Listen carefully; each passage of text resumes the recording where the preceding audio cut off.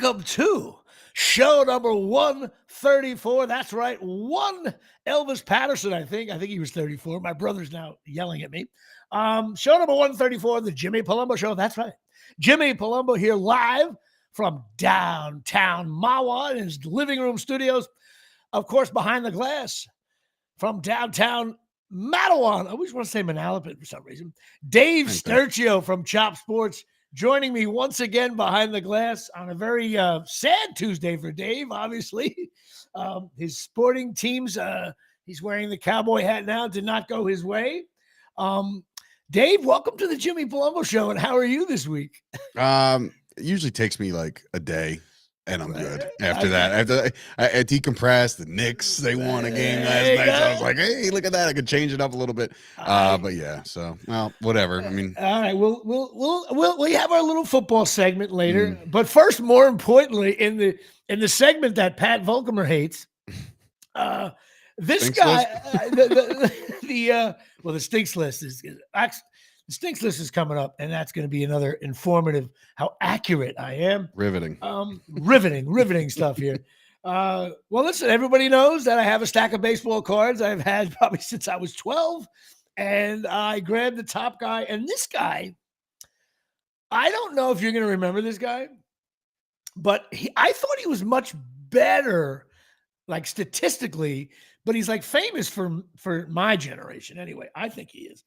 Ladies and gentlemen, from the Oakland A's, Mr. Sal Bando, third baseman for the A's, won 3. He was on all those A's teams in the 70s. He was a third baseman, went to Milwaukee, made the playoffs once, and was their general manager and stuff for like 10 years. Listen, he played with 2 teams. He played with the A's, and he played with Milwaukee. He was third base. He only batted .254, hit 242 home runs, had like 1,100 RBIs. He never batted over 300, but he won 3 World Series. Even in 81 with the Brewers, as they beat the Yankees, he was the third baseman in 81 when the Brewers beat the Yankees. He was 5 for 17, and I remember that as a kid. It's like Sal Bando, the A's guy, kicking the Yankees' ass, but they didn't win the series. 4-time All-Star.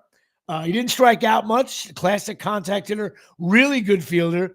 He's the guy that gets those also receiving votes on the Hall of Fame. When they compare other, because there's not that many third basemen in the Hall of Fame. I don't know if you know that. It's like one of the least. There's just not that. Yeah, it's one of those areas that. I think Scott Rowland just got in, right? Yeah, that's one they're saying. Well, if he gets in, guys like Sal Bando, but I don't know. I don't think Sal Bando's. I'm hitting the table. My camera's bouncing all over the place. Listen. It's now the camera's moving. Oh, this boy. Is bitter Jimmy Palumbo Day. Jimmy, get your hands off the fuck. Why is it moving? Oh, I don't know, man. I thought I was supposed to be the one out of sorts. Yeah, I'm out of sorts today. So Sal Bando, 8 years as a GM. Basically, he was like the key cog. Like Reggie called him the godfather of the A's teams. He was the real leader of the team. They didn't win he hated Finley, the owner. Like Finley had all like if you didn't make the playoffs, everyone got a pay cut. Like this was like the 70s by then. No wonder everybody left this guy. Although I will tell you, everybody hated Finley being a cheap fuck. But I will tell you this, a lot of his quotes, fans like me are like, he's right. Why is everybody getting millions of dollars more every year? Like he stinks. He some of his quotes are very funny. As fans today, you would have been like, this guy Charlie Finley was right. Free agency's bad. This is the guys are making too much money. And then you got, Giancarlo Stanton makes $28 million a year. That's 203 or 189. He's also an Italian-American Catholic, old Sal Bando. And he died this year, 2023, at age 78. Sal Bando. Rest in peace, Sal Bando. His baseball card, it's the 73 card I have. And on the back, it just says, Sal has a radio show in the off-season. Like, that is the best. Remember the card? Before everybody and their mothers had podcasts. Yeah, that's it. So Sal Bando, to me, is the godfather of sports podcast because on a 72 card, and his name was Salvatore Leonard Bando. Now, my brother's going to say, Jimmy, he was a great player, but you look at his stats, he was okay on really good teams. Reggie was the best player on that team. So that's my guy, Sal Bando. Now, you had an assignment to look up, and you didn't do anything. I can tell by the. I mean, listen. I can roll off stuff. So okay. I'm off the cuff here. So what are you gonna talk about? Hogaboom? Oh, you talking about? Oh, this is my new assignment was bad quarterbacks in between Aikman and Romo. Right. Okay. Who came after Staubach? It was Danny White. Mm-hmm. After Danny White, it got bad, if I remember correctly. Aikman was started in '89. Even Steve Walsh was there for a minute, and then Aikman just took over from there, and he just played throughout. What about so it went Staubach, Danny White, Hogaboom was in there somewhere. Like Hogaboom. There was another bad one in there too. Clint Longley? No, that was before. No, that was before Staubach. Now my dad's listening. He's the one driving off the road. Like this motherfucker. How does he not know this? I remember there's a guy next to me at the seats in the Giant Stadium, and all I remember was, first of all, LT. Between Jaworski and all the shitty Cowboy quarterbacks, LT got like 90% of his sack. Wow. But we'll get to LT later on in the show. But yeah, so it was some other bad quarterbacks in there. Oh, there was plenty in between Aikman and Romo. So we'll skip it to next week. We'll basically say that the Cowboys had some shitty quarterbacks after Danny White. Now, and Danny White was okay. He'd be a game manager today. He also had some good receivers to throw to. All right. Well, listen, on bigger news, Patreon mired in a slump here at Shea. We're mired in slumps in many ways. Number one, my active income. Number two, Patreon is down. The Screen Actors Guild still on strike here at Shea. We're still stuck at 36. I can't believe we don't have a big fan of Larry Flowers from the Giants. Little James Washington action. Nobody knows who the hell that is. Yeah, so we're stuck Larry Centers. But I do adore my Patreon members. Remember, go to Patreon, Patreon.com. Look up Jimmy Palumbo Show and do what you can do to help out the show, to support all this technology we have here that never works. And which is why, of course, I love our sponsors, longtime sponsor, Absolute Eyewear. Getting involved, 42 Main Street, Woodbridge, New Jersey, 732-326-3937, down by the train station in Woodbridge. Craig and Janine Michaud, they're opticians. They got everything over there, including Ray-Ban, Coach, Ralph Lauren, Dave Sturchio's Jimmy Choo, Silhouette, Michael Kors Light, Vogue, Maui Jim, Costa Del Mar, and Charles Oakley's kids hang out and get babysitted. I was doing a show. I do a show on Wednesday nights from my man cave, right? And I was doing a show, and I have a whole box of cards to my right. So I should probably bring those in, but it's a lot of basketball cards.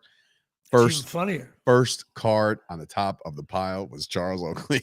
That's the first thing I thought about. I was like, son of a bitch. So take your card down to Absolute Eyewear. Charles Oakley, wait for him. He'll come in eventually. He'll sign it, and then his kids will sign it. Yeah, that's it. You get it from his kids. They have everything over there. They're probably 20 years in the business now. Go check them out. They're the best. And you get $100 off a pair of glasses if you mention the show. Or mention that you just like Rutgers or whatever. Just anything that Janine likes, they'll give you a discount. No, that's not true. Mention my show because they Oh, man. You know what happened the other day at Absolute Eyewear? So I had to go pick up contacts for my wife, not me, because I actually wear glasses. So I went to go pick up contacts. And look, I love Janine. I love Craig. They're great people. Their parking lot is the shits, right? No, you have to be a Formula One driver to figure out how to get that parking lot. So I come in hot, right? Because the traffic's coming this way. I'm like, fuck it, gonna make a left. Here we go. I go in there and I almost take out this old lady, and she's like in the side, and I'm there, and I'm like, oh man, I'm way too close to this person. I was like, let me just back out a little bit and then back in. And she goes in, and I go inside, and I pat her on the back. I say, hey, listen. And I apologize right away. I was like, hey, listen, I came in a little hot from the street, and I didn't mean to scare you or startle you. She's like, oh, it's okay. She's like, you're also in a handicap spot. What? And I look, and I'm like, oh, shit, I'm in a handicap spot. I was like, Janine, let's hurry up. I'm going to get towed by my friends over there at Woodbridge Police Station. And Woodbridge Police Station here next to Absolute Eyewear. Yeah, it's a funky parking lot. There are spots, though, but I know but it's a weird angle. You come in there, and you got to just... I don't think you can make a left in there. But one of the best things about the Jimmy Palumbo Show is we bash all our sponsors for their faults. Okay. I mean, that would have been vehicular manslaughter. That lady. That's it. Poor lady. And then it would have been absolute eyewear. Dave Sturchio flips an 80-year-old woman over his car. We'll be right back. Final score here from the Omni. Dave Sturchio 101. But yeah, go to Absolute Eyewear. They're great people over there. Well, in the new Boog Powell section of my podcast, I got my headshots taken. Yikes. I didn't see him. I just said yikes all general. Yeah. Listen, I have lost a few pounds, but okay. There's a couple of things going on here. The guy, David Gardner, was great. But he can only, if you're photographing shit, you're gonna get shit. You know what I'm saying? It's nothing you can do. I look old and ruddy, and I couldn't sleep the night before. You had one of those nights where I just couldn't. I looked like Mustafa Hamsho. I just couldn't. I told Pat Volckermer I looked like James Coco. That's a shitty reference from the 70s, but I just, of course, you don't know anything. No. And so I went there, but some of them came out. Some of them came out really good. But I sent a few to my commercial agent, and I got one of those responses like, these are okay. You could maybe use this, like the number 8. And I was like, whoa, I got like a tepid review here from the man. And then he goes, was it quality? Was it quality of the picture, or was it the person in the picture? Okay, well, that's the thing. Listen, I'm very honest with myself. John Kelly, you can't shine a sneaker. What do you write? Oh, that on the chat. John Kelly with the line of the day. Oh, that's a 3-pointer from deep. Oh, Johnny Kelly, by the way, he's a Patriot fan, so calm down over there. Oh, how's that game the other day? How's that game going? Red Sox suck too. Anyway, the small water. So there you go. And look at Dave Sturchio with a small water now. Yeah. Welcome to 2023 here. Stop and Shop got to the house a little too late today, so I couldn't get my jug. But these headshots, I finally. So then they were all numbered, so I numbered them. And then I sent them to my sister, which ones you like. And of course, your family members always look at the one that looks nice, like that would be on the mantle for like Christmas or something. You know what I mean? Not thinking showbiz. Or at your funeral, like the memorial. And my buddy Dave, who's playing pickleball tonight, more on that later. So I ended up, but I chose, which I thought the ones that were pretty good. And I'm getting a little bit of a tepid review. So I called the guy back because some of them came out really nice. I have this one in a suit that looks really cool, like a detective kind of shot. But you got to have like a smiling one. Then you got to have a serious one. Yeah, then you got to have one that's for promo, like the shit, ones you're going to use for different shit when you do my social media. Mm-hmm. And we got a bunch of those. I'll send them to you. I'm going to need them. Yeah. So yeah, you're going to need them. I'll be the judge. Yeah. You're going to send them like, hey, here they. I'm like, do you got a backup? Like, do you have any more? But he said so he said he goes, listen, you can come back if you want to shoot him again, but I never do that. I must have gotten headshots taken 10 times now in my career, and I'm really thinking about going back to him. Like, dude, we got to do these again. I got to get like a rest the night before, but we shall see. Very depressing because the agent that judged them, and I love her dearly. What she doesn't realize is that she hasn't seen me in 5 years. And even before that, I haven't seen her in 7 years. And my headshots that she uses are 9 years old. So she's looking at like my daughter, Natalie, and now Natalie's 58 years old. Like, have you seen that episode of Entourage where Drama tries to use his headshots? He's like, we can't use these. He was like 19. I know. Well, that's what's going on now with me, though. My headshots, man. I have I have hair. It's brown. Now it's all gray. Look at it on the screen right here. There's a headshot of you right there with your smiling mug. It's like, okay, like it's not him anymore. I know. It's awful. Anyway, we're definitely going to replace that. Yeah, I'll do it. I'll send you the ones. Look, anyway, it's very depressing. Of course, it was a very depressing week. My Scarlet Knights. I'm just getting tired of teams that are not that good. And people think Wisconsin's good. I don't. I think they were very beatable. Rutgers played okay in many ways. We have a very good defense. But we just don't score, and but everybody still loves this guy Wimsatt. I don't understand this guy. He doesn't do anything. I can't say that I've watched much Rutgers football, let alone their offense. Can he throw? No. And he's inaccurate. General question, I know. And he runs hard. You know what he knows the plays. He manages the game. Manages the game. There's that word. There you go. Sam Grasso. He's terrible. He's not a scrambling quarterback. Like, in other words, they can run a run play for him. But the other guy, Morkadai, whatever his name was on Wisconsin, Rutgers put some pressure on him, spun him around, but then he ran for the first down. Like, our guy can't do that. Now, I know he's only a sophomore, but I feel like he's been there since 1985 because he came out early of high school. And not that I dislike the kid. I think he could maybe as a senior be a fine quarterback. But some of the fans are like, oh, wait till you see how good he'll get. I'm like, no, we don't have time to wait till you'll see it. I'm tired of watching these teams, Louisville, Colorado, and many others. They go from being lousy, and the next year they're ready to go. We go from being lousy, and then a little bit lousy, and then shitty, and then we're just okay. Then we got a good – and next thing you know, I'm 58 years old. I don't know. What are we doing here? This should be done faster. And everybody says, we're going to get it done right. You know what I want Rutgers to do? I want to go the other way. I want them to get guys who are like, listen, I want the coach to literally be like, hey, we got this kid. If we can keep him in school and he doesn't kill anyone, he's going to be a great wide receiver for us. Like, I want the guy like where there's fluctuation, kids are leaving the program every three.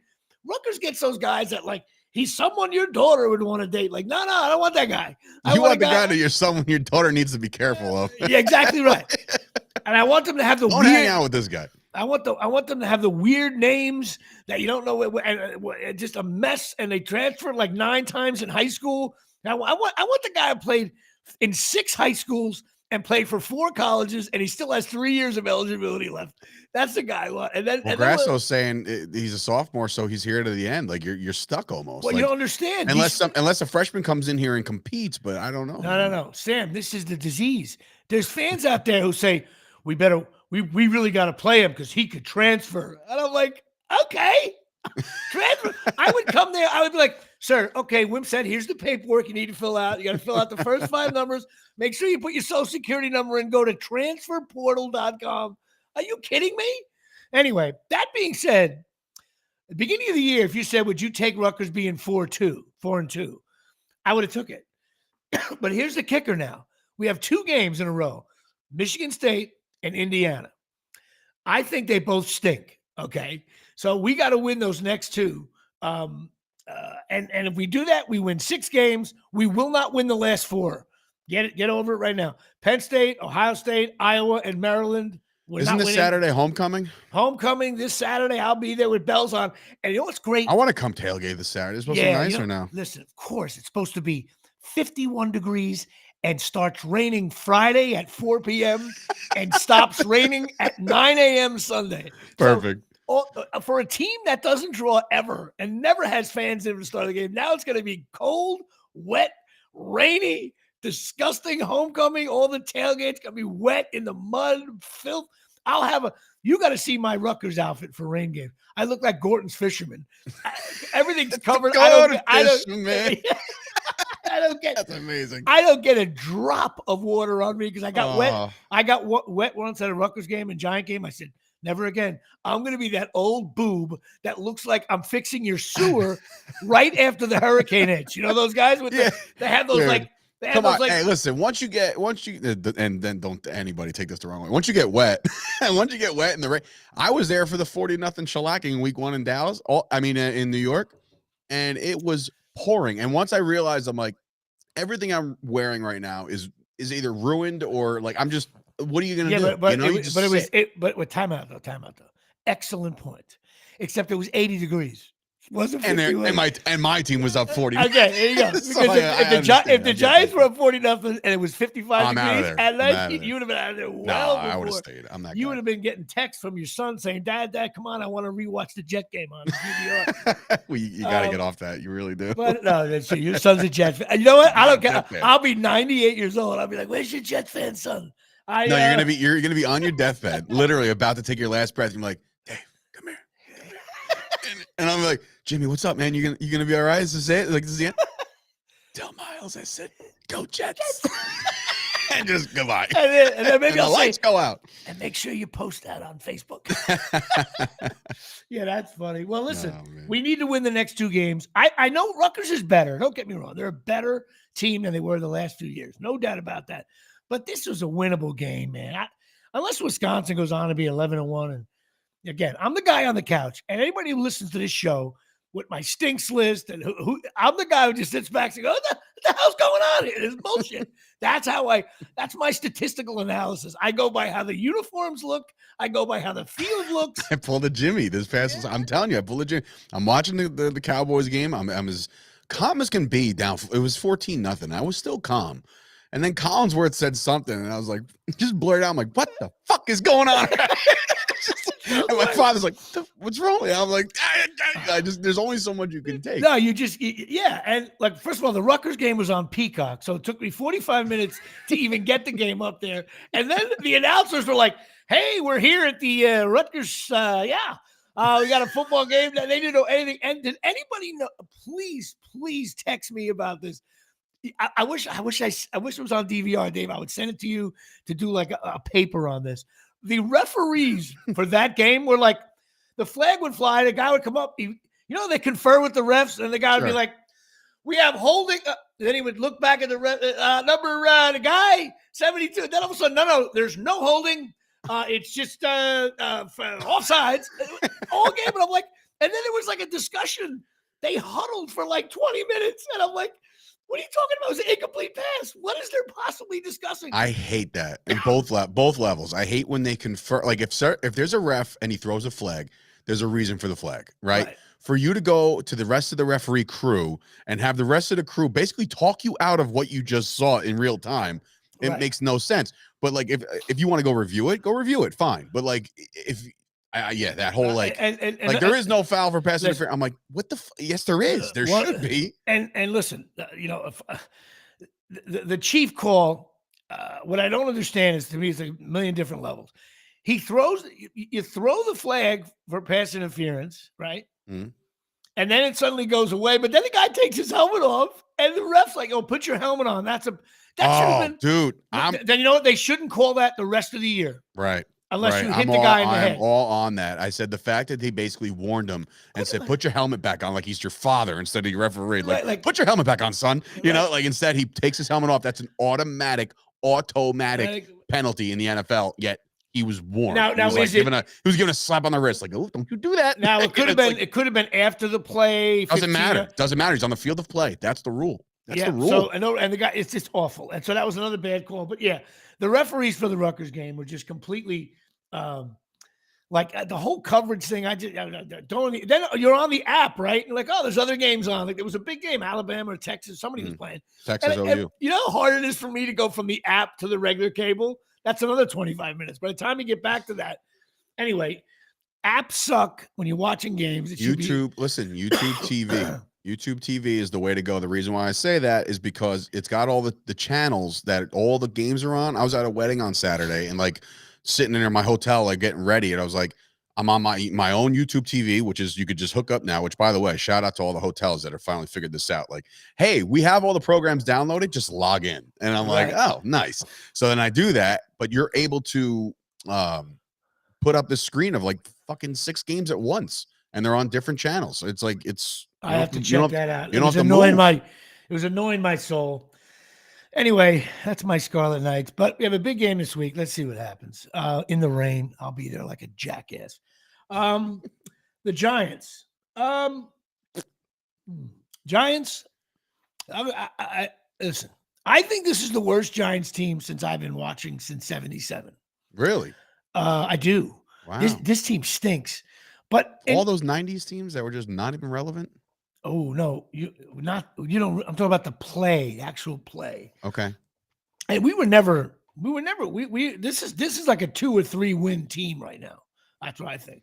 I mean, maybe I know their schedule was difficult at the beginning here, but the Giants stink, man. They're 14.5 point underdogs this week against Buffalo. Now I say that, right? But even though Miami went up big in the beginning, and everyone was like, "Here we go, another 70," and then classic NFL. All of a sudden, like like an hour went by, and it was like, oh, the Dolphins are going to blow us out, and it's like, yeah, you know what? It's not really a blowout yet. There was parts of the Giant game where it was like the Giants were moving the ball a little bit on them. It was just an odd game, but you see they're just dysfunctional. They don't have any skilled players. They're just hard to watch. The defense just slicing through them and running the ball. When your defense can't stop the run at any level, high school level, bitty league level, it's awful. That being said, prediction here, Jimmy and Palumbo show, prediction alert. I don't think the Bills are that good. Did you watch any of that game Sunday morning? No. I mean, they struggle here. Well, my built-in excuse for the Bills this past Sunday is the fact that Jacksonville didn't have to travel at all. They stayed in England. So, like, you got the jet lag shit. You got the whole thing. The time zone's all fucked up. The Bills are a very good football team. Okay. Last year. Jimmy, do you honestly think the Giants are going to win that game? I think the Giants are going to play well. Oh, my God. I do. I was going to ask you the next question. My next question to the Giants masses were... I think the Giants are going to cover. Now, fine. Okay, good. Well, no, I'm just saying everybody thinks they're going to get blown out, but I don't think they will.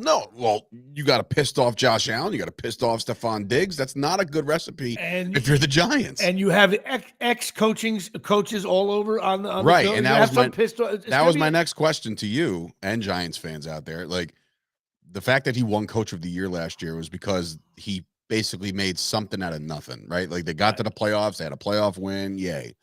Now, and I said it last year. I said this last year, and there was analytics. You can go to Kyle Kerms and all the Sauce guys.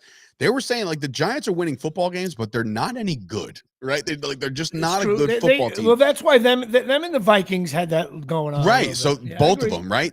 So now you're going into this year, and these people have all these big expectations, and I'm like, well, you know, you're missing Saquon Barkley, who's your best player, right? That's hands down, right? Yep. Then you add and you spend all this money for Darren Waller, and you don't throw him the fucking football. Yeah. And it's like the offensive line is a shuffling deck of cards because nobody can stay healthy. Yep.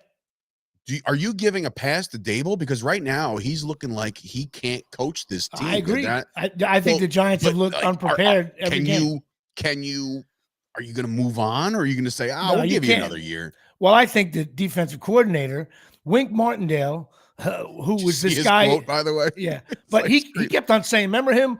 I can't believe I haven't been a head coach. He interviewed for a head coach like 74 times. He never gets the job, right? And then he comes in, and I hate teams, and Spagnuolo did it, that they're like, no, I like Spags, though. I don't. You know why? Because not he only won you a Super Bowl. Of course he did. Of course he did. And I like him for that, of course. But he's coached the best defense in the league a few times. He's also coached twice the worst defensive in the league. You know, and you know why? The minute I hear, he knows how to really blitz.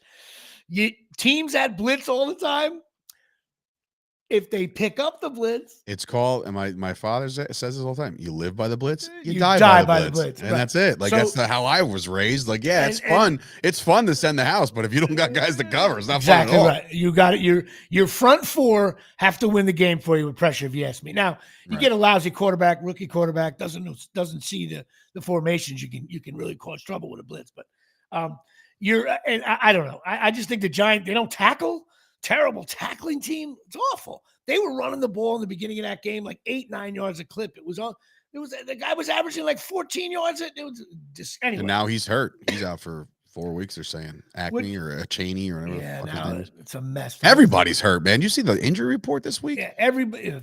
Injuries happen to every team. Yeah, but it's getting a little excessive. Like, everybody's got soft tissue, this, that. You know what it is? And I'll tell you, I'll pinpoint it right now. The practices are so effing weak. And then they get to not enough. I agree. You get, like, all of a sudden, I remember I listened to a press conference. Obviously, you know, I put myself through the pain on Sunday night, and I listened to, like, Mike McCarthy just spit bullshit. But he's like, yeah, you know, we'll get back out there and review the tape on Wednesday. Like, review the tape? Wait. Wednesday? It's fucking Sunday. How many days off do you need? Well, that's what they do now. They back on the field. Like, what? And that's what I'm saying. Like, Justin Jefferson's going to miss 6 weeks, probably more now, because guess what? Me league. He's got a contract coming up. This guy's not going to rush back for a 1-4 Minnesota team. Like, no. Why? It's all about when contract and when you're coming back. which I guess we could talk about the Cowboys. The Cowboys are interesting. I know you're a big fan, but you can really make the argument. The Cowboys are a very weird team right now because their 3 wins are against 3. Well, the Patriots and the Giants. You can make the argument for the Jets. Stink. They have 3 wins that are really against bad teams. They have 2 really bad losses. One's against a very good team, and the other one's against another shitty team. So the Cowboys season, their defense, which is supposed to be top notch, to me, I'm not so sure it's really done anything. Their defense is very good. The problem is they just were not in a position. They were punched in the mouth fast on Sunday night. Yeah, but and they got beat up, man. And they did. They got the shit kicked out of them. And it's not even like you can't even make any and that's what I said. I said it on Twitter, and it's got a lot of responses in favor of what I said. I'm like, I am so over the whole, oh, we beat ourselves. No. You had a superior team come in there and kick the shit out of you. That happens in the NFL every year. But also where's Pollard? He's supposed to be so good. Listen, that's another misjudgment of the Dallas front office of saying that he was ready to carry the entire load. And you let Zeke out of the building because of his money. I get the money part, but at least replace him when you had a chance to get a Kareem Hunt, Dalvin Cook, Leonard Fournette, somebody older. Bring that guy in. I gotta bash Dak a little bit. You have to. When you got CeeDee Lamb out there, and he's a fast dude, and Lamb is bitching and moaning on the sidelines, and that's to me. And you had Beckham, we had Dez. The receivers are the divas that they are, and we get that. But they want the ball because they realize I'm the best player on this fucking field right now. Get me the ball. And we're starting to find out as Cowboys fans that Mike McCarthy calling the plays looked like sunshine and rainbows in the beginning of the year when we didn't have to make a lot of plays because our defense was scoring. Right. So now that the defense isn't scoring, you're finding out the offense might stink. Right. So it's could be. Okay. I just think the Cowboys are either going to be a weird team where they only win 9 or 10 or 8, or they could be the kind of team where they win a few, lose a few, win it, and all of a sudden they're a very dangerous team in the playoffs. I mean, look, at the end of the day, it's October. It's October 10th. You know what I mean? There's a lot of football to be played. We'll find out who's who, but the trade deadline's coming up. It's getting late early. I don't know how good the Cowboys are. I really don't. I don't think anybody does. You're gonna another test will be a red hot LA Chargers team on Monday Night Football next week. So you'll have extremely bitter Dave Day on Tuesday for your recording next week if they can't get it done. Well, it'll be highest rated show of the day. Now I want to discuss another thing. I know people call up, text me and chat, and they say, "Oh, Jimmy, your show's a lot about sports and stuff." Which I'm a sports fan. It's a little bit of a Monday morning, a little bit of sports show, stuff like that. I want to talk about a little bit. We discussed this over the weekend about being a fan. In other words, so this weekend, I wasted 7 hours of my life watching the Giants shit the bed. I mean, Rutgers shit the bed. Then, of course, I caught a little bit of other games that were going on. So it's you got the 3-hour Rutgers game, probably another 2 hours of various college games. And then Sunday, I watched we watched the Giant game, and that was awful. And then I watched a little bit of some other games, the end of the Jet game and all that type of stuff. And I know I was so pissed off after the Rutgers game. I had an internal burn. I was and I got mad at myself. I was like, why am I so sad about a group of players playing in Wisconsin that has it doesn't do with my life? There's awfulness going on in the Middle East. And God bless Israel, by the way, and there are people there. And there I am pissed off because Wimsat's not throwing an accurate ball. And literally, I couldn't. I was I had an extra 3 bourbons because of that. I was like this. And I know you must have been with the Cowboys. Your ass must have been burning after the Cowboy game. I tell you what, and I'm bluntly honest about my team. And when they get blown out like that, and I've seen plenty of blowouts, right? But it felt different. And I was like, but I much rather, and I know a lot of hardcore fans will say the same thing. I much rather have a laugher like that than lose on a last-second field goal and have myself gutted. For me, when it was 14-0, and I was like, okay. Then the Cowboys scored a touchdown, it was 14-7, and I was like, all right, maybe. And then you just felt like the wheels were falling off, and I was just like, it's going to be one of those days. It's going to be one of those nights. And you know what? I witnessed it twice live, and it was on the other way. But like, imagine being those other teams, like the Giants that one week, and then the Patriots. You see that the shit, the spirals. It is a legitimate snowball at top, goes down the hill, and now it's an avalanche. It's a week-to-week league. But I was going to bring that up. Driving home, silent, because when the Cowboys lose, I don't listen to shit. I just drive. I'm with you. That's it. Just driving. I'm going to get home. I'm not gonna knock anybody out. It's gonna be great. I'm gonna go to sleep. But I literally mumbled as I got into 287. I'm driving. And somebody like cuts me off. I'm like, and then out loud, I'm like, it's a week-to-week league. I was like, Jimmy, I got to stop talking to Jimmy. Jimmy Palumbo's in your head. Well, how about this? How about when you get home and when you want to watch television, so you're like, I can't, because now NFL scores are on every channel. That's my dad's rule. My dad's rule since I was a kid. When the Cowboys lose, no Sports Center the following day. Okay, don't watch it. And I was like, but you know what happens though? You know what happens though around here? You'll be watching the Food Network, and some guy will be making like a new kind of dish, some kind of a Parmesan thing. And all of a sudden, he's like, hey. And those Giants, they struggle just like I'm struggling here with my sauce. I saw a video. Somebody posted a video not too long ago about a weatherman in Dallas or somewhere else where it was going to be in the 90s like all week. And he's like, oh, it's going to be in the 90s all week. And the last time the Cowboys were relevant. It's like, what the fuck? You're a weatherman. Like, what are you doing? Shut your mouth over there. What are you doing? Are you kidding? I don't even, I go to play pickleball. I go to put my Rutgers shirt on. I'm like, oh, I didn't want to wear the shirt. I'm so annoyed. I'm like, but as fans, and plus, I'm sure you go home to your beautiful family and kids, but like, I'm sure your wife is well aware of the score. And, she keeps tabs because she knows what kind of person I'm going to be when I get home. But why do we do that? Why? It's awful. To me, you know what? It's, when I was younger, someone would say, I don't know what you guys waste your time on sports. Really waste. I used to be like, oh, you're so stupid. It's great. Now I'm like, yeah, you got a point. I'm with you. It really depends on your life situation. Like, I have somebody that doesn't really she's only invested because she knows where it's going to dictate. But like, if you date somebody that's like all in with you, that might be a recipe for either a lot of fun chaos, or I dated a girl back in 2010, 2011, where she was doing the fighting for me at the bar. Like, she was like, I will beat the shit out of that bar. I was like, all right, you take care of it. You sound like, it's like, was OJ's wife a big Bills fan? And did they win that weekend? Just a bad weekend for Nicole Simpson. You know what I mean? Just a bad weekend. She tried to explain to OJ that it was a week-to-week league, and he carved her up. That's it. No, you get like, it actually ruins your weekend, especially Rutgers at least the NFL's on Sunday. And half the world gets the Sunday blues anyway, work week coming up. But like, Rutgers loses on Saturday, ruins your Saturday night. You don't even want to talk to anybody. And then when I use that as therapy, though, to be honest with you. If the Cowboys was a bad 4:00 game, like a lot of people like Chris Gucci, I know he'll shut down the world. For me, I need another football game to like sit there and be like, all right, I have no rooting interest here. I want to watch my favorite sport. My team just got fucking throttled. I need to watch something else. Like, I watched the what Green Bay last night, and I'm just like, all right. And here in my head, I'm like, do I want Green Bay? No, I want Green Bay to lose, but I don't want Chris to be a pissed off bitch the next morning. But I know, fuck it.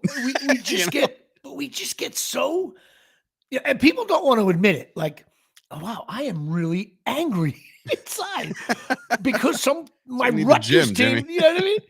And you go to the gym and then someone goes, hey, Jimmy, tough loss. It's like, shut the fuck up. You just like, it's awful. That's another thing. Like, people that never talk to me at the gym ever, and if God forbid they remember that I wore a Cowboys t-shirt one day. Right. And I don't wear them all the time, but like, you'll notice that somebody will be like, normally it's people even older than you, Jimmy, that are coming up like, man, that Prescott, he's no good. I'm like, bro, can I just do my fucking set and not talk about this fucking game anymore? Well, listen, you're such a big Cowboy fan, and you talk about it all the time. Yeah. You're like a walking target during the week. Dude, here's another thing. Like, I run with Chop Sports, the Facebook group, and you know that the memes are going to come fucking pouring in. And then I got people that my favorite ones are the Giants fans who are 1-4 and can't get out of their own fucking way. They're the ones like, Dak Prescott suck. I'm like, oh, really? Bro, that's why I can't listen. You can't. If the Giants were 4-1 right now, I'd be abusing you. Oh, of course. But my team is so bad any Giant fan, you really can't attack the Cowboys right now. But I will tell you,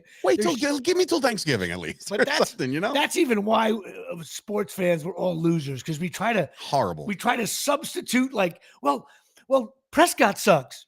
No, your team sucks. You're Shut deflecting. Up. You know, Get over you're it. deflecting. You know, that Be more like Janine and just ridicule your entire team just every week. Suck. And then I gotta watch. And then of course, I read the New York Post, and all of a sudden, for the last 2 weeks, my eye is like NHL preseason articles. I'm like, oh my God, I can't read. I'm a playoff Ranger fan. I don't watch the Rangers to the playoffs. Are you watching any playoff baseball at all? 3 innings I watched, only because the remote. Did you the see remote was on the kitchen table and it was on, and I was like, you did the reach. You're like, that's too far away. And I bet you they got new batteries though. Did you watch the way Harper, the Braves? Yeah. You know what though?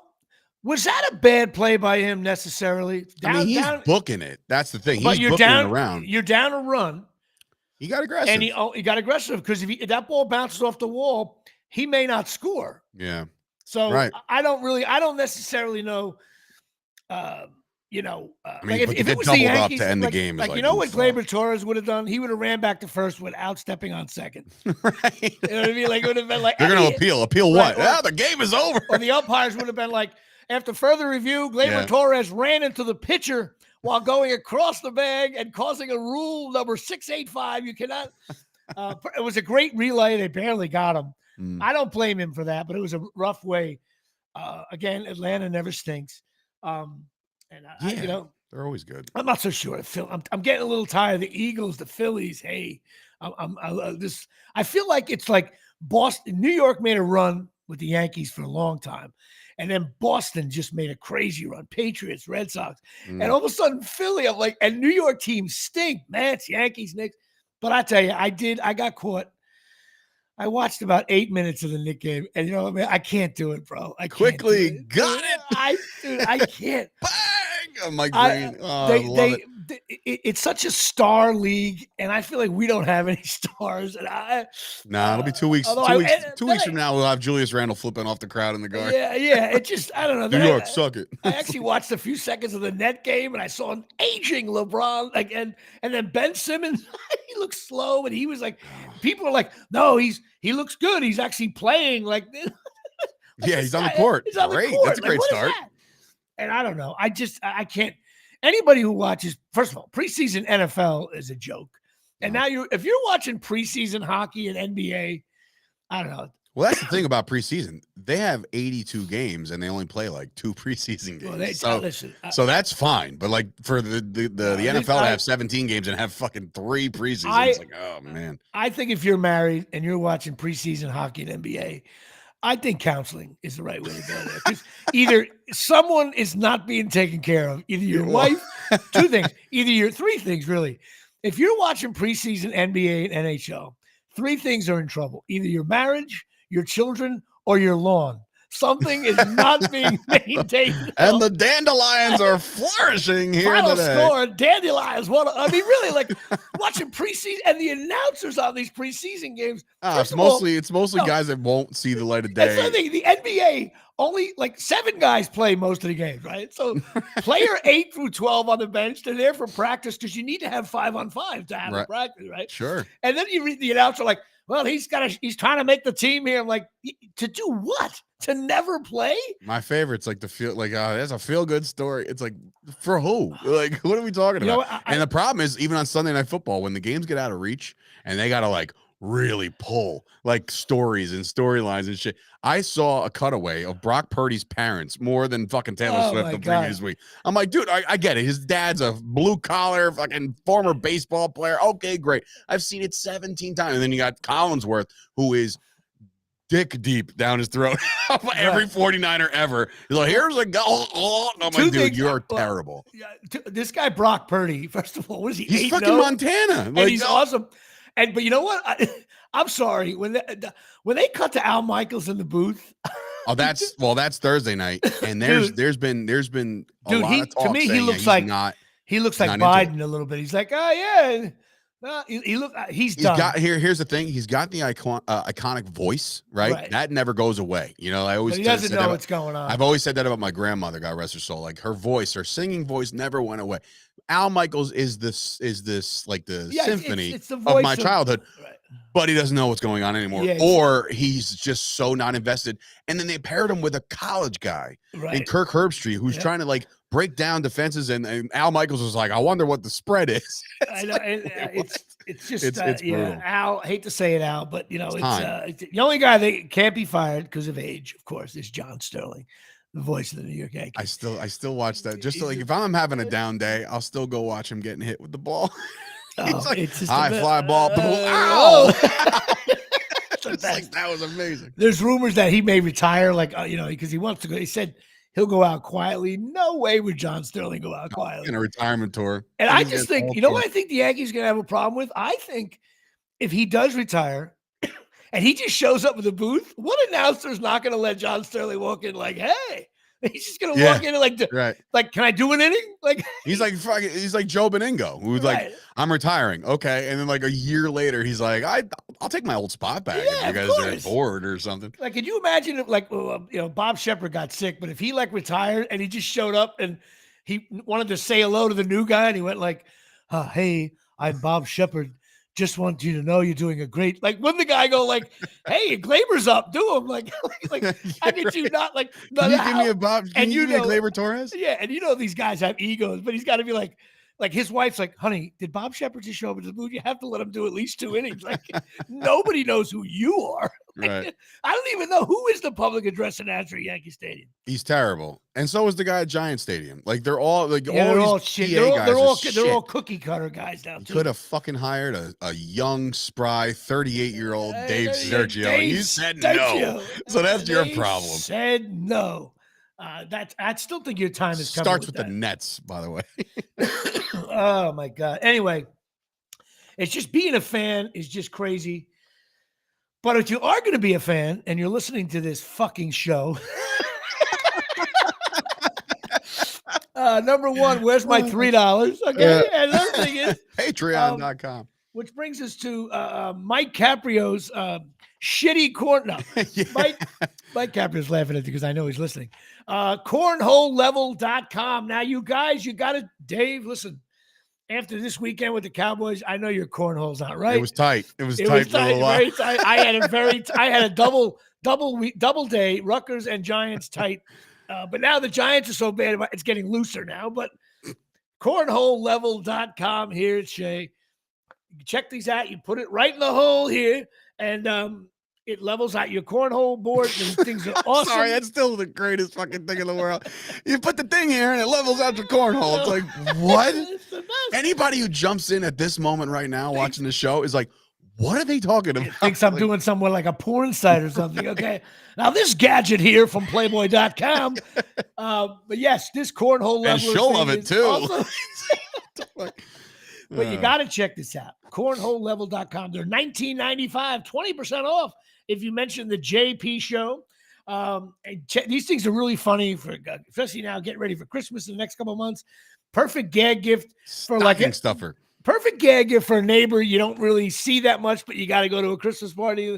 Bring him a little cornhole thing and say, invite me over. Can he, and he's probably watching, can he customize them? Yes, well, he's got the. I know he's got the Rutgers one, but he's trying to get licenses one by one. I think he's working on the Yankees. Fine, but if he can customize them and like have like the host of the party's face on it or some shit, you know what? That there might be a market for that as well. Mike Caprio, if you're listening, Dave Sturchio's recreating your company. Now I think he's working out all that kind of crap. Mm-hmm. Which would be cool. Anyway, they're $19.95. Cornholelevel.com. He's a fine sponsor of the show, and we love his work. And they're also sponsor of this is, you got ESPN Top 10 and you got the Jimmy Palumbo Stinks list. They're neck and neck. Now, last week was historic for Stinks. It was 21 Stinks, okay? And it was very accurate. But this week, I watched a few more games, a little more kinder. Here we go. Mm-hmm. The AFC East. Miami Dolphins, very good. Bills, average. The New York Jets, Average. I got to give it to the Jets. They hung in there the game. They played well. Patriots stink. Good No, God. brutal. Now, listen, the game that I know the Steelers never stink, but on my list, they stink. That game was so bad. I have the Steelers, Ravens, and Browns all stinking, but I have the Cincinnati Bengals as being average. They're on the way up. Maybe this could be a run. Joey B looked himself. Yeah, they look like maybe they got something going on. We shall see. Jacksonville Jaguars, average. The Colts, average. Texans and Titans stink. I will say, C.J. Stroud, he's not bad. Not a bad quarterback. True. Not a bad quarterback. He's going to be all right. My stinks list evolves as the season goes on. But I got to tell you, Kansas City Chiefs, sorry, I cannot put them very good. They're only good. Why? Because is it me or every time I watch a Chiefs game, everyone's like, oh, Mahomes, the Chiefs. And it's always like they're up by 4 with a minute to go. Have they blown anybody out yet? Or I probably no, not really. I mean, the Chiefs are becoming unlikable. Yeah, like they're a little weird it's starting to get into that. Maybe it's the Taylor Swift shit. Taylor Swift, which by the way, I may or may not. No, I'll say this publicly. Fuck it. I may or may not be checking out a movie/concert. With your daughter? No. This is I think my sister-in-law bought me tickets. They're all Swifties. No. Stop. Wait, hang on. And Jimmy Palumbo wants to talk it over here 30 at the 51-minute mark of the Jimmy Palumbo show. Dave, you can't go to that show. Why? Bring your daughter. I mean, you could. You're going to go. Why did we? First of all, I apologize to my audience.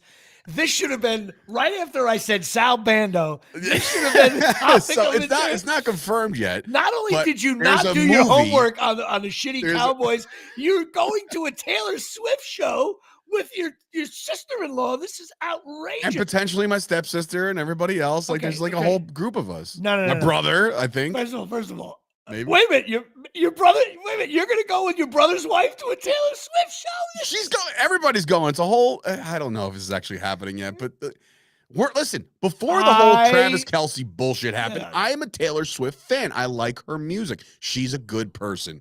Then this whole Travis Kelce thing happened. It was She's horrible. a good person. She is. She's a saint. You're doing her. I'm doing her taxes. No, she's a nice person. She's a kind person. You see what she did to all her truck drivers and stuff after she blew up? No, she was. I should have never fucking said You should have never said that. You're wearing a I don't think it's gonna happen. You're wearing a cowboy hat I don't like, but they lost, so I'll give you. And now you're on your 9th cowboy hat. Now you're going to see Taylor Swift. Maybe. And you're trying to tell me the Chiefs are shitty. Anyway, back to the stinks list. I'm only giving the Chiefs a good.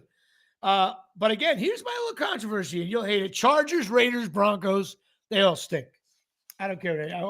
Some of those games, the NFL red zone is brilliant. All I need to watch is about 4 minutes of a game and know right away if a team stinks. 7 hours. The Philadelphia Eagles, very good. Dallas Cowboys, now, they went from very good to stink to back to very good. Now I have them average, and we discussed it earlier in the show. They have to right the ship there. I'm going to keep them at average, see what happens. Mm-hmm. Washington Commanders, average. And the New York Giants, certainly, I'm not even going to say double stinks because we don't even have the category, but they are certainly, I believe, the worst team in the league. Detroit Lions, I have them as very good. I think the Lions are good. And 4-1. The Packers, Bears, and Vikings, I'm sorry, they stink. Like, I was watching a Packers quarterback, and I know you're not a Daniel Jones guy, but like, if Daniel Jones is on the Packers, it's the same. Like, they love Jones. They're all part of that middle of the pack, nowhere quarterbackville, if you ask me. Tampa Bay, they're average. idle. You can't move them. Well, Tampa Bay, average. Falcons, average. The Saints, average, only because they're 34-0. I got to give it to them because I hate the Patriots. And the obviously the Carolina Panthers stink. San Francisco 49ers, I have them as very good. Seahawks, average. Rams, average. And the Arizona Cardinals stink. So that's it. Jimmy Palumbo stinks list. 15 stinks, 12 averages, only one good team in the NFL, and 4 very good teams. But now we're at the point in the season where the stinks list is starting to evolve. Although there's some steady diet of regular stinks team. I'm gonna have to come up with another phrase. A team that is just. I may in about 2 weeks. I'm gonna come up with stinks and has no chance of getting out of it. I will see. But if you beat a good team, maybe like a forever stinks. Forever stinks. Which Forever the Giants stinks. are heading into. The Knicks would be in that. Let's talk about another thing. I don't know if you covered this. I know you're not a huge college football game, but I'm sure you saw it.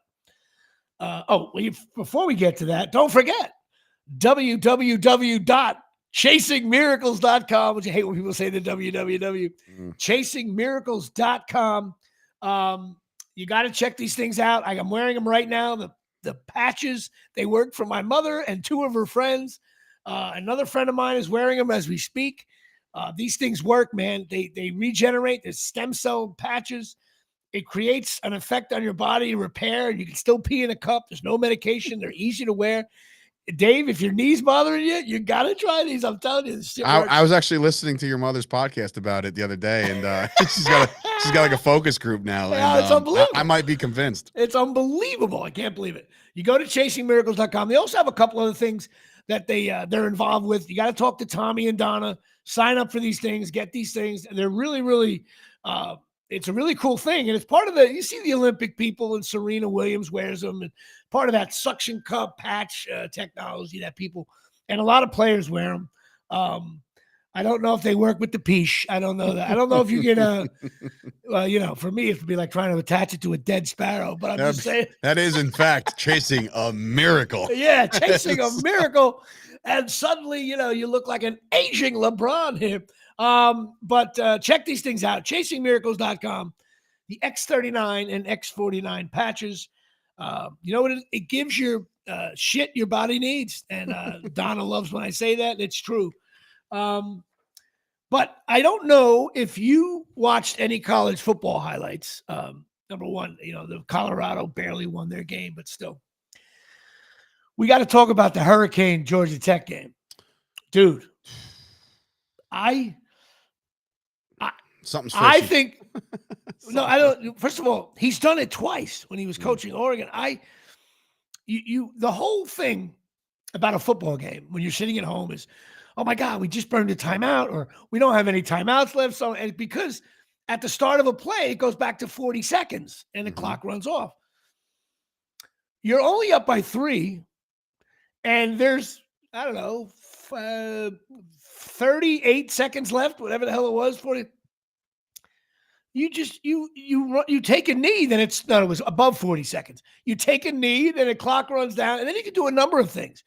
You can actually scramble around for 3 seconds. You could even take a knee. They were at the 30 going in. You could take a knee again, stop the clock at 2 seconds, and then their only chance is a Hail Mary from the third. In other words, but what you can't do is run off tackle and fumble. And because when they scored, there was only 1 second left. Most egregious thing I've ever seen in a game. And his press conference afterwards, they scored 75 yards in 25 seconds. I'm like, and you see the one player on the sideline, what are we doing? I think, I don't know if he recovered from that. You think it was, but you said he's done it before. Like, yeah, do you think it's like a mental fart? Timeout. Like, gotta remember they were 5-0. I know. I mean, and they're good. It's a brutal and it loss. turns out in their wins, they never took a knee in any of their wins. Now it was more than a 1-score game, which to me makes it seem even a bigger douche. You're up by 17 points. Why are you running off tackle with 9 seconds to go? Why are you doing that? You take a knee, everybody starts to clap, they come in, and you go home, you go over to the sideline reporter, and you say something boring, and you're done. I tell you, that is, if you're Georgia Tech stinks. That's another thing. They're not even good. That's the worst part. My God. And how about the millions of dollars if they do finish, say, 10-2 or even 11-1 or 12-0? Like those bowl games, some pay out $10 million, some pay out. Like if Rutgers makes the Pinstripe Bowl, they get $74 to get to play in that game. They're going to play Miami. Yeah. Rutgers going to play Miami at Giant Stadium on December 27th. And by the way, I'm segueing to the Pinstripe Bowl. Anybody who thinks going to the Pinstripe Bowl is a good idea, okay, nobody goes to the Bronx in December. Okay. Even people that live in the Bronx, they don't even stay in the Bronx. Mm-mm. You're in that parking garage. You're trying to grill. It's shitty. Oh my God. It's the worst bowl ever. I've been there 3 times. It stinks every time. And of course, Rutgers only won one of those games. It's just awful. Another thing I can't stand, I didn't realize that Joel Osteen is now coaching the Colorado Buffaloes. I think I called them the Rockies before, which is funny. Do I really need to see like Sanders like preach about life and do better? Like I do, and I can't take it anymore. This guy, that's my guy. I know you love him. This Brian guy's is my making guy. me crazy. I think he's the most hypocritical jerk off. But I know they're winning, and God love them. But it just makes me. I can't take it. I root against him. The only good thing about Sanders, he gives me another reason to watch a team that since Rutgers sucks all the time, I can root against whomever the Colorado Buffaloes are playing. And now that's what the kids are calling haters now. Yeah, I'm a hater. Okay. I admit it. Next thing you know, I'm a troll. I don't even know what that. Someone called me a troll on the Rutgers Facebook. I was like, I don't know. I'm trolling. How about, is our quarterback trolling? Anybody? No one's trolling. What is this? Why don't you troll the ball downfield? It just makes me crazy. You got to run or troll? Yeah, you got to run. Listen, run or you troll it. Troll it downfield. That's what I feel. It's awful. That's good. Yeah, and also listen, go to Pine Tar Bar and Grill. Watch those Colorado Buffaloes every Go watch Saturday. Colorado. Go watch your Cowboys. Go watch the shitty Giants. Go watch the great Eagles. I feel like the Eagles haven't lost a game in 4 years. Can we stop calling it the fucking tush push? Oh God! And then the Eagles are calling it the brotherly shove. I'm like, come on! I can't. I'm like, you couldn't get any cornier. And not only that, the competition committee is going to rule that bitch right out the door. And you know what? I think they should, unless they let the defense do. It's an unfair play, I think. But the Giants ran it, got stopped. That's how you know.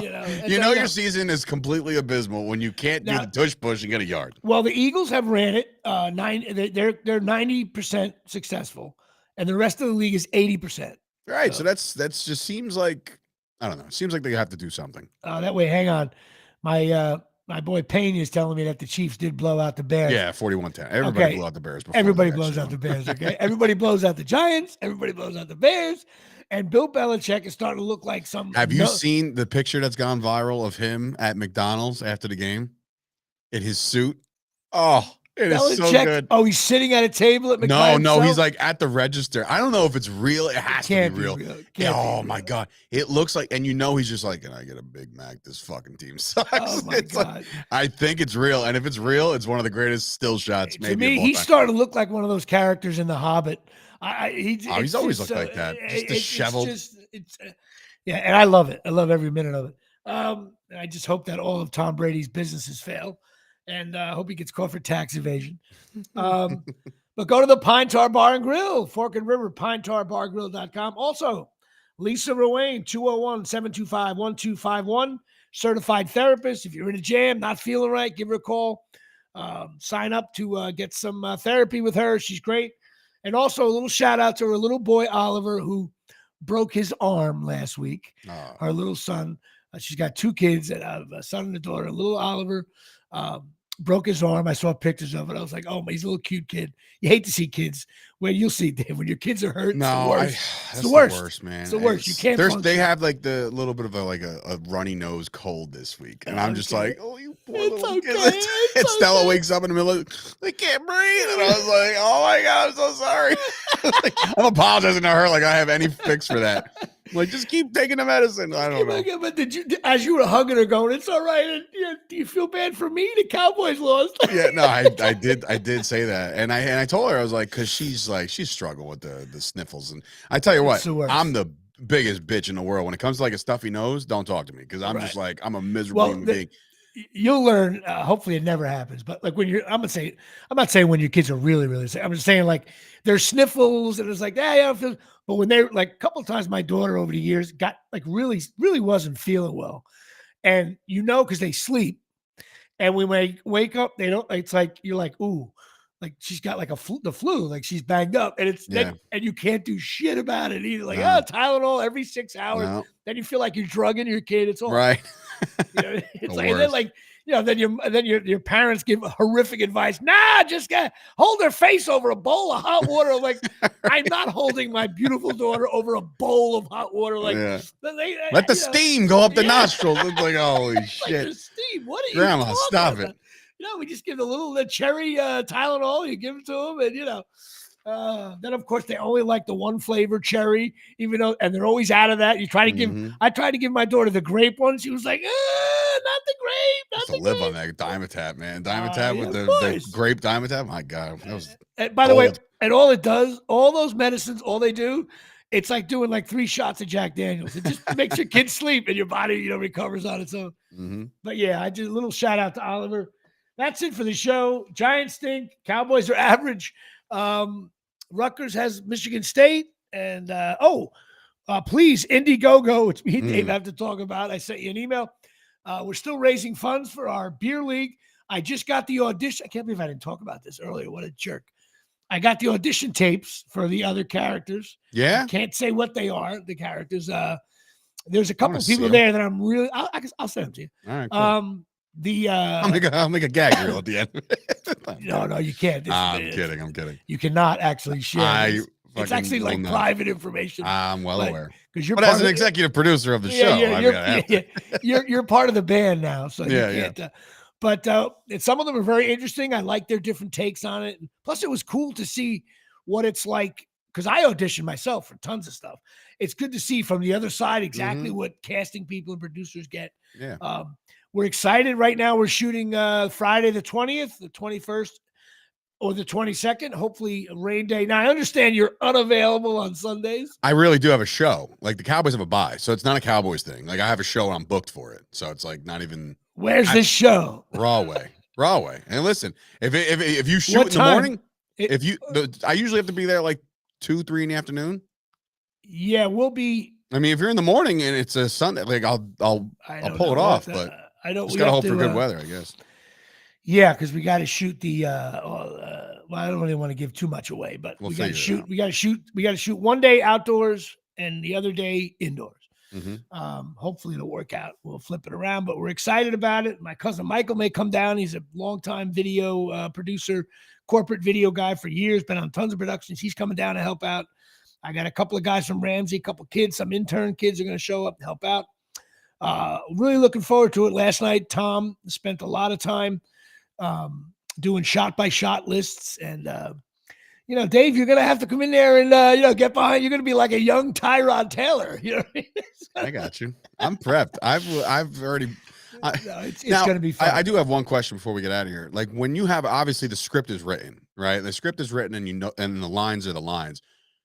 On a project like this, if I or anybody like improv, like, and it sounds better, like, do you keep it? You get fired immediately. No. Well, it's actually a very good question. Now, I'm curious because on this set, it really depends on who the director is and the executive producers. If it's a film, it's a director. You got to remember, these scripts have been. If it's a big film, some writer got paid $3 million to get each word and syllable right. So who is fair? Dave Sturchio lines up behind center and says, "No, we're going on too. Shut up." Like, but a lot of times directors, they let you improv in terms of how different words come out of your mouth. That's what I'm saying, like a delivery almost. Like a different delivery. What you usually do is, as you get a bunch of takes, once you kind of get a bunch of takes we're getting all the script down and we're getting it right, then there's always a couple of takes in there where you can improv a little bit. I definitely will be improving somewhat. And this kind of production, we're lending itself to that. So you'll be able, as long as you don't improv something that changes the storyline. No. But you know what? Like I said, it's mostly for delivery. Yeah, but you'd be surprised. You get on a roll, you feeling good about yourself, and you start to say things. Bro, I've never acted before. And next thing you know, there's no way. No, you'd be surprised, but it's a character you can do in your sleep. You sometimes say shit, and you're like, "Oh my god!" Someone will say, "We can't use that because he said something that alters." And it happened to me. But yeah, we're gonna have your character. Have fun with it. That's all I'm gonna say, because it's an original character. So it's based on a true story. Well, it's based on you a little bit. So it's 100% me. Just based on the lines that I read, I'm like, oh my God, I can totally see myself doing all this. That's why it's really important. I don't want to give too much away, the person alongside you, but we're really excited about this. And we're trying to get Artie to go to the set, which would be awesome. Still working on that. And that's it. All right. That's my show. God bless America. Jimmy Palumbo Show. So go to Indiegogo.com to donate. And me and Dave have to talk about Indiegogo in demand. A matter of fact, stay on. I saw that email. I'll talk to you later. I got to do a couple things with it. I saw it. I tried to sign up for it, but I'm confused. Anyway, I love everybody. Thanks for listening. And go Giants, go Rutgers. And the Giants will play well against the Bills. That's my prediction. Let me see if I am Pat Volckermer-esque. All right. Goodbye, everybody. I gotta go to sleep. Bye.